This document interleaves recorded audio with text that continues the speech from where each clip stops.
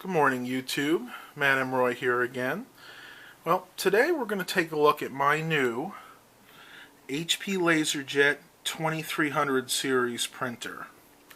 I picked this printer up last week at our community garage sale for $20.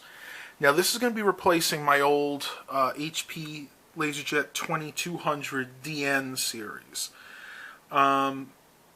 Now, I've had quite a few of these in the past. I actually had a 2100 series to start with, then I went to that 2200 series, and now I have the 2300 series. These printers are extremely reliable. I've had this one now for about a week, and I haven't seen any issues with it whatsoever. The 2200 series I had, as you guys know, for about a year now, and that one has been totally reliable as well. Interesting fact with these printers, the N, or the letter at the end, designates what features these printers have. Now this being the 2300N, the N means that it is a networkable printer, which means it has a HP Jet Direct card in it. And this one does. It has the Jet Direct, this one is the 615 series. Now there is no D on here, and that's because the D stands for the duplexer. My other one, the 2200 series, was a DN, so that had both the duplexer and the networking card. I really don't care if it has a duplexer or not. Basically what that does is it means you can print automatically on both sides of the paper, and I never really use that feature, so this one will be fine for me. Now, when you look here, the main difference between the 2200 and the 2300 is the 2200 had all the controls up here, and it wasn't much. It was just a status button that you push to make sure it was on, and a cancellation button. Whereas this one brings everything to the front and adds an actual display.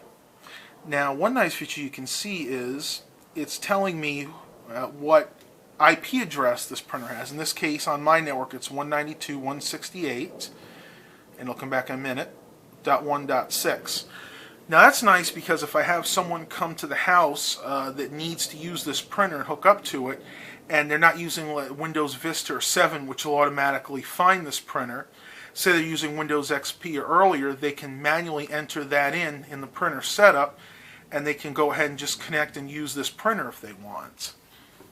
Buttons on here, you have a help button, which if you push that, it'll just give you some basic information on how to operate, mainly the menu itself. Got things like, for all items, press exit. And you get the idea. Now, if I go into the menu itself, just by pushing the down button here, you have a lot of stuff you can do here. You can retrieve the job, which is basically the print job that's been sent to it. Information, that gives you the print menu map. Print configuration. Print supply status page. That's neat. If I hit OK, or the check mark, it'll actually print and tell you a little bit about the printer. Now you can see this is pretty quick.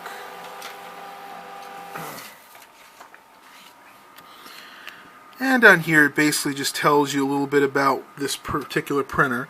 I did just order a refill kit because there was only 18% toner left. Tells you the low toner, if toners totally went out, the serial number. And it even tells you the page count with this particular toner been installed.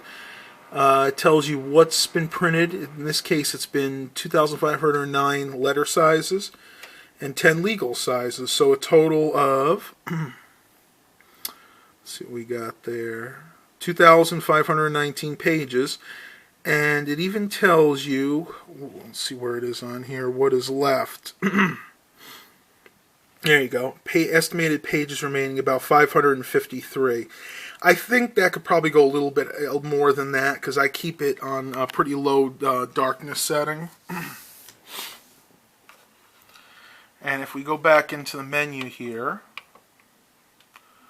paper handling, you can just tell it for tray 1 and tray 2 the size and type of paper.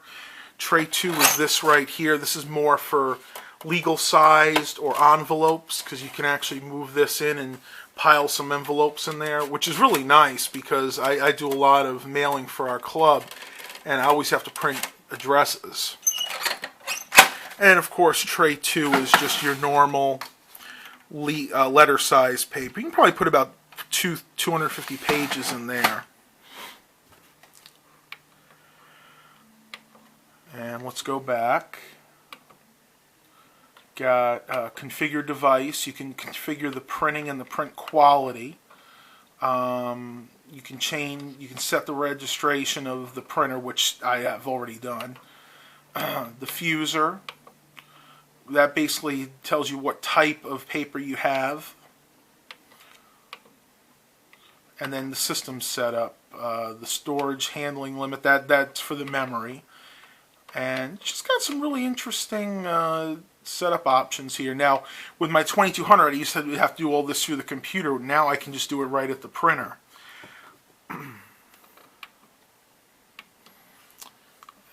There we go. Now, another nice feature is this printer actually has quite a bit more memory. It has 48 megabytes installed versus the 8 megabytes that my 2200 series printer has. And I still do have that set up. It's on the network over here with this computer. If you guys can see that or not. And again, like I said, that one has the 2 buttons on top.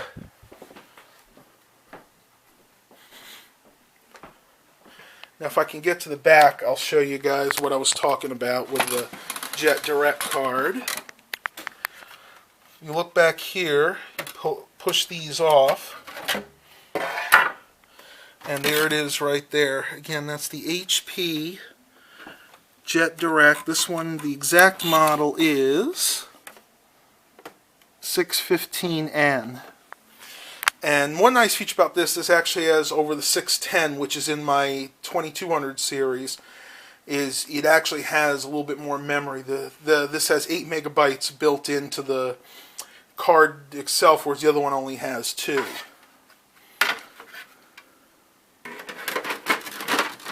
See if I can get this back on.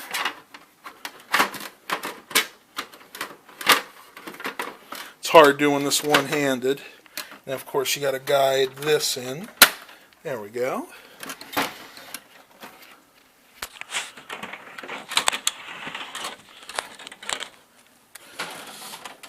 So anyway, this was a good review of the HP LaserJet 2300N. A printer that I would highly recommend if you find one at a garage sale or at a thrift shop. Really, any of the 2000 series HP printers are good to have. They're reliable, low maintenance, and they're very inexpensive to print. So hope you guys enjoy this video. Talk to you soon.